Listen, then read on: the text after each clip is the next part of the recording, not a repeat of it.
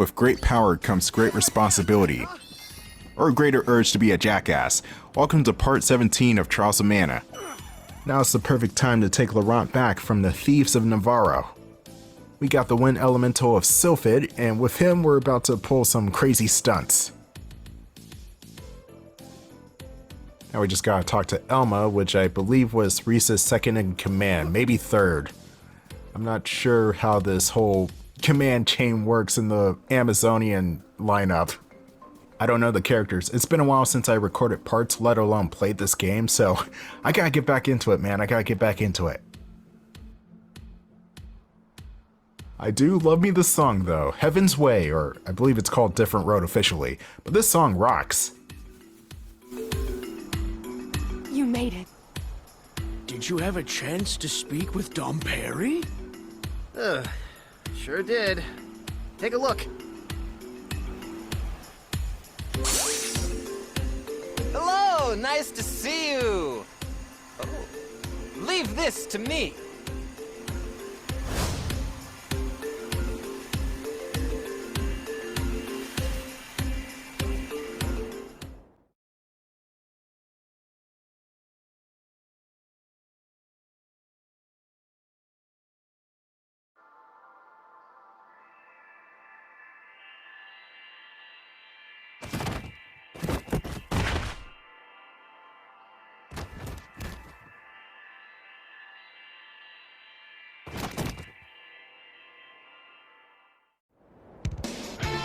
Now is our chance. Please, be careful. There may be enemies in the Citadel that did not succumb to the siege force.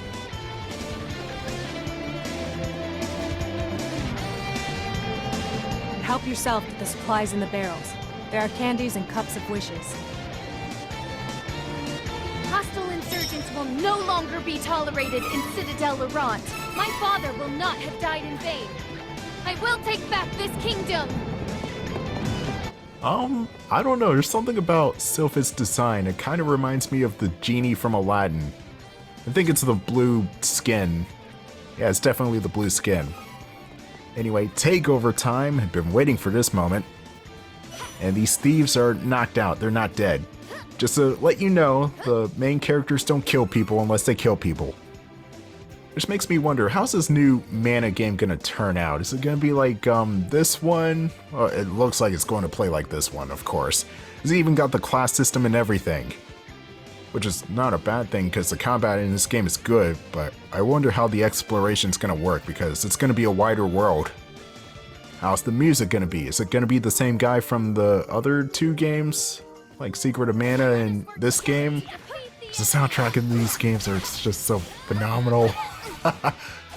Like, honestly, Super Nintendo capabilities aside, those are just best soundtracks ever made. Actually, let me look it up. Is Visions of Mana gonna be composed by the same guy as the other two games? Hiroki Kikuta, yes it is, along with two others, I'm gonna botch his name. Tsuyoshi Sakito and Ryu Yamasaki. Sorry, yeah, the two others, are newish, or new. Hiroki is a legend.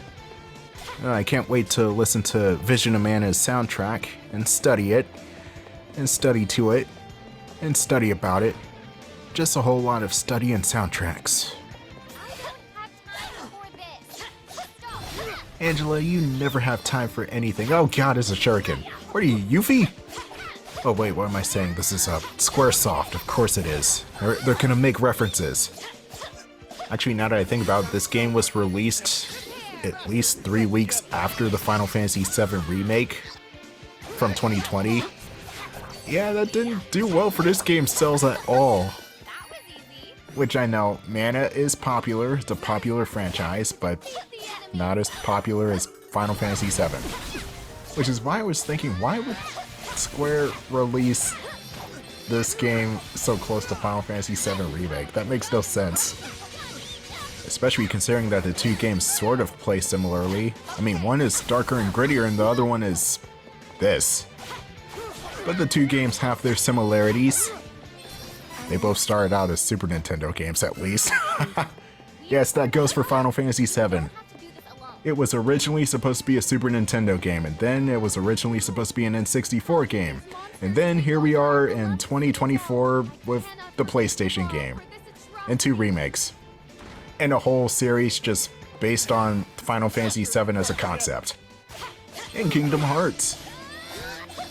The many confusing plot lines of Kingdom Hearts. Why?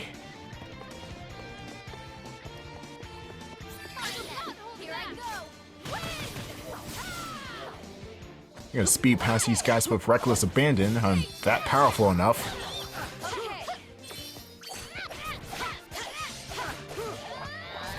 Okay, that's dealt with. Oh my god, it's Jeremy Renner. Who are you? A Navarl agent? You will pay for what you did to my father! Wait, it's not what you think. I'm Hawkeye, and yes, I used to be a Navarlan thief, but not anymore. I'm on the run. This is the fault of a horrible usurper named Isabella. She twisted the minds of the Navarlan forces and attacked Laraunt. I'm here to stop them. Please, believe me. Thank you. Honestly, I don't know what Isabella's true motives might be, but I can tell you one thing. A real Navarlan thief would never, ever take a life. I knew her as Isabella, but after some digging, I found out the witch's real name. She calls herself Belladonna now, ever since she killed my best friend Eagle. And she didn't stop there. Belladonna gave a cursed item to Eagle's little sister Jessica. If Belladonna dies, so will she. I couldn't do anything. So please, if you find Belladonna, don't kill her. Capture her instead. I know you don't owe me anything, but... Understood. I am the princess of Laraunt, Riesz. Though I dearly wish for justice for the death of my father, I will not allow an innocent girl to die in return. Thank you, Your Highness. Oh man, I could kiss you. Mwah!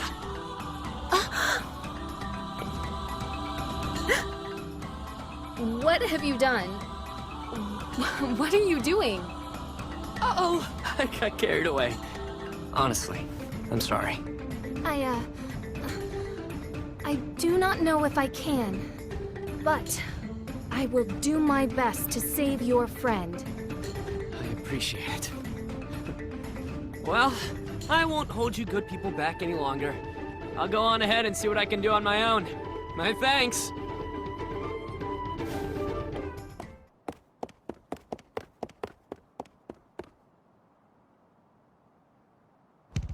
Riesz, are you okay? What? Yes. I am fine. We should move on. We cannot delay. Not the best way to impress a lady, but at least the guy was cute. This game depicts a different times. If Hawkeye did that today, he would get canceled on Twitter, just saying. It's chivalry. Hawkeye wasn't being creepy at all. I hope. Well, what if he is a creep, though? Oh god, what if he's Johnny Bravo? You remember Johnny Bravo? I don't even know how that show got greenlit back in the 90s. Dude, Johnny Bravo was a creep. Holy shit. That was a funny show, though, just because Johnny always gets his comeuppance. We should be getting closer to the boss of this stage, and the boss just straight up sucks. I'm sorry, it sucks. Remember that wall boss from Secret of Mana? I forgot the thing's name. But it crushes you if you take too long to fight it. Yeah, it's kind of like that boss. This one is kind of like that boss, but at least it doesn't kill you instantly. It just really tedious, that's all. And it's possible that Angela can die in one hit to this boss, but Angela's just that squishy, so I don't even count that as instant death. That's just Angela having really shitty luck. And a really bad mother. I don't even know where the father went. Where's Angela's father? They probably mentioned that bit in the intro that I haven't recorded in a year, so I forgot.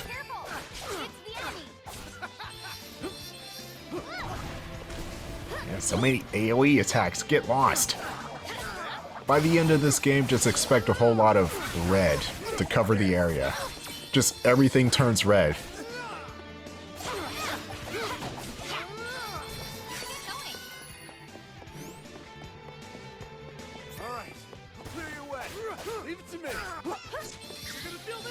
The assassin enemies have some magic abilities like fireballs, shadow, and earth.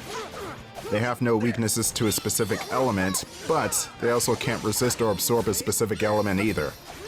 It's kind of like Chrono Trigger's weakness cycle. Certain enemies are weak to certain things, other enemies aren't. You can heal fire enemies with fire if they can absorb it. Otherwise, they just take 0 damage. We're not at that point of the game just yet, but we're about to get there. As for the promotion classes, each character gains a new combo, and even more slots will unlock upon leveling up. Promotion to the 3rd tier of classes is a bit harder, but not too much harder. You have to get items from the item pots in the ends. The different items are geared towards what path the characters take. So in other words, each character has 4 different items, and 2 of which you can't even use because you're on a certain path anyway. But you can always reset the character's class so you can try the opposite side.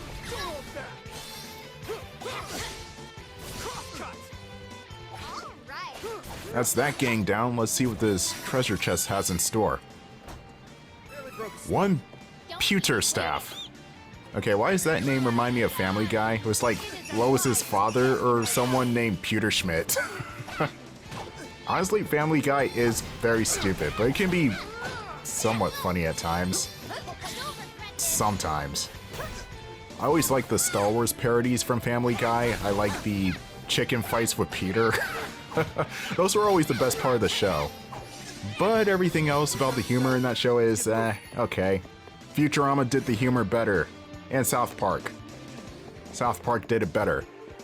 Anyway, we're reaching the boss, and this boss takes a long time. And I don't like it. It is probably one of the more infuriating bosses in the game because of this. And how convenient, because it's a wall face, which was also the most annoying boss in Secret of Mana. And I swear, if there's another wall face type of boss in Visions of Mana, oh, I'm gonna flip out.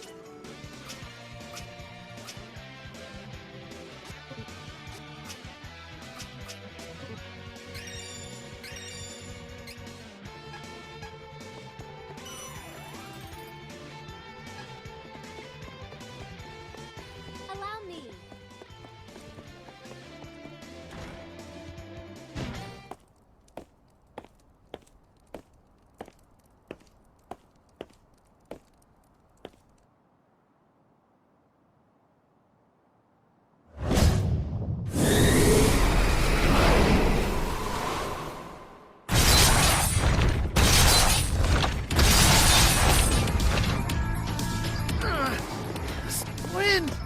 Here's the boss in question, Zehnoa.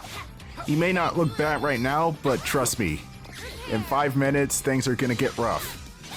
And here's what the boss looks like in 5 minutes. You got spikes and traps scattered throughout the area, you got enemies that like to constantly respawn, and you have this wall face thing, Zehnoa, who likes to blow you into the spikes and traps and crap.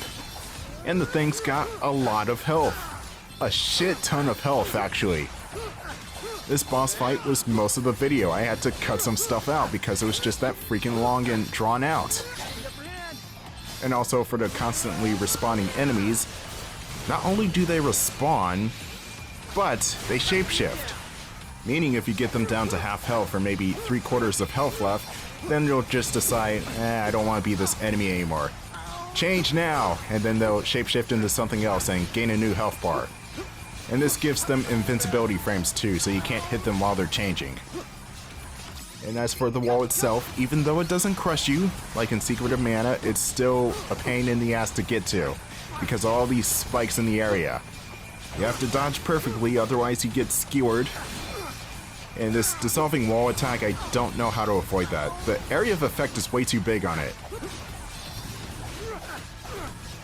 And if you're expecting your AI partners to help you out, then you're playing the wrong damn game.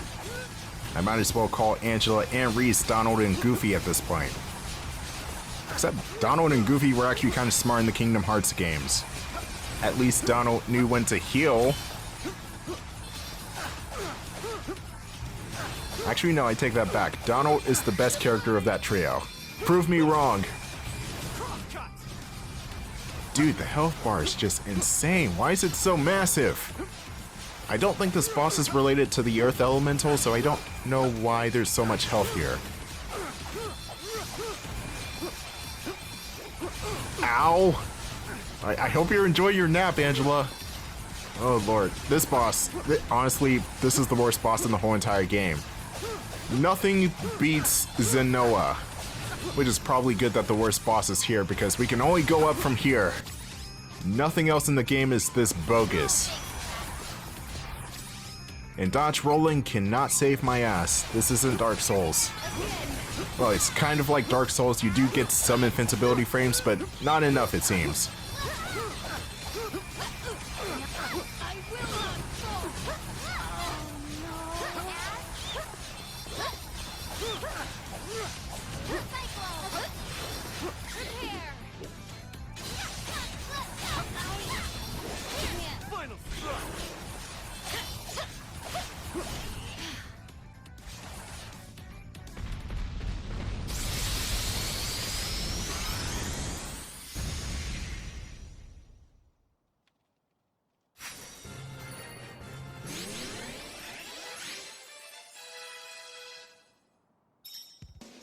I hate that boss. It deserved to die. Anyway, next up we got another boss. But don't worry, this one's not bad. You are the agents from before! Where is my brother? Give Elliot back! Who knows? Who cares? Come on, Ben. Gotcha, Bill. Secret attack. Fuse!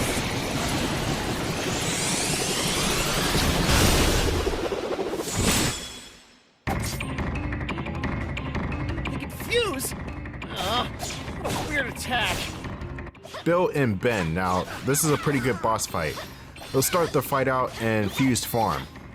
And when you get these guys down to, I want to say half health, but I think on some difficulties you have to drain the health bar completely, they'll split up. They'll have a bunch of different attacks in the Art of Ninja, like shurikens and slashing you with their swords. I probably said this before, but the most American sounding names, Bil and Ben, are ninja. Okay, that makes sense. Or maybe this is the result of localization. I'm not sure if these guys were actually called Bil and Ben in the original release, but something tells me yes it was. Just like Tara Brantford, her name was originally Tina in the Japanese release of Final Fantasy VI. Because in Japan, Tina's the more exotic name. Whereas in America, you have a friend named Tina. It's not that far-fetched of a name over here. It's probably the same over in Japan with Bil and Ben. Oh, Bil and Ben, we don't have guys named Bil and Ben over here. Let's name these ninja Bil and Ben because... Anyway, we stun the two guys in one body, and now we can do major damage. And it's a good thing these guys' health bars are not that obnoxious at all. Not like Zehnoa. Ugh, I hate that boss. Now these guys are split up with half health, which is essentially one more health bar because they're both at half.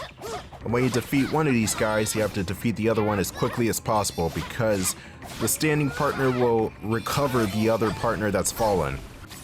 But otherwise, the two ninjas split apart still have the same attacks as the one ninja. So they got shurikens, they got fireballs, or in this case a fire blaze geyser thing. And they got shadow attacks now too, so you want to be careful. This is the part of the game where it incentivizes you to switch partners constantly, or use the menus in order to have your partners do stuff. That way with the partner switching, you throw off the enemy's tracking because the enemies like to go after human players, and items, well, obviously you want to use items because you don't want to die, right? Unless you have Charlotte or light side Kevin or light side Duran who can heal and don't need items. You want to use items. the way I'm playing this game, looks like I am going to have to use items because I don't have any healers on board. I'm up for the challenge. I'm a bad enough dude to rescue the kingdom. Now we should be getting Bill to dire straits soon.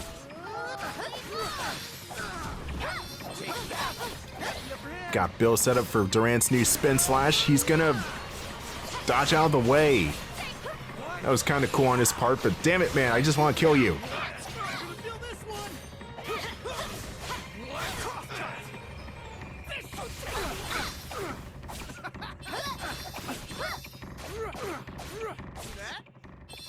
That's Bill out of the way. We just need to kill Ben super quickly. We can't let Ben use the couple wishes, otherwise it's just gonna be another half a bar of health. So dogpile this guy!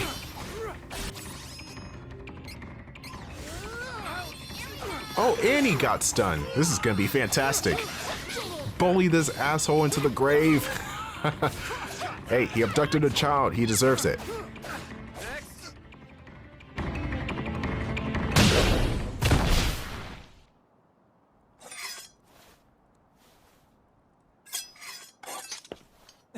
You'll regret this!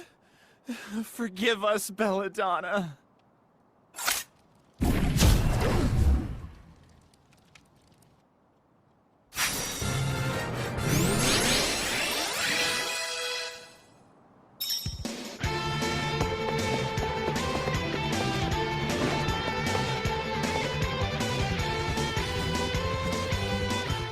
Who are you?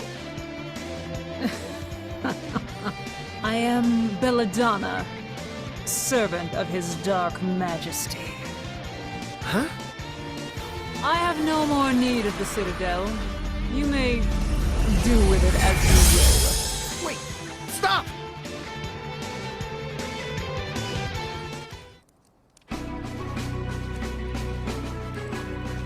With your help, we managed to take the Citadel. Words cannot express our gratitude. The kingdom is reclaimed, but my father is gone forever. Sounds like Belladonna was manipulating Navarl behind the scenes. We better watch out for her. Will Laraunt really be okay, though? I mean, we don't know when those guys might come back. The Citadel defenses were mostly repaired by Navarl after the fire. We can defend ourselves, Your Highness. The Kingdom of Laraunt will not be caught off guard again. The sleep spores will no longer work on us either. Our next move is to make a search party for Prince Elliot. Your Highness, if you would only stay here at the Citadel and guide your people.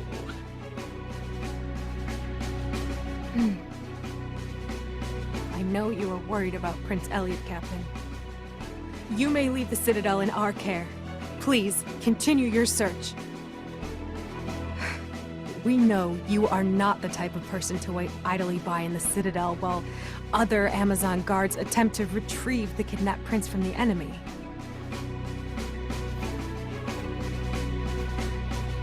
Isn't that right? Yeah! Liza, everyone, thank you. I promise to find Elliot and bring him back, along with the Sword of Mana, so that we may rebuild Laraunt together. Until then, I ask for your patience. Safe travels, Captain.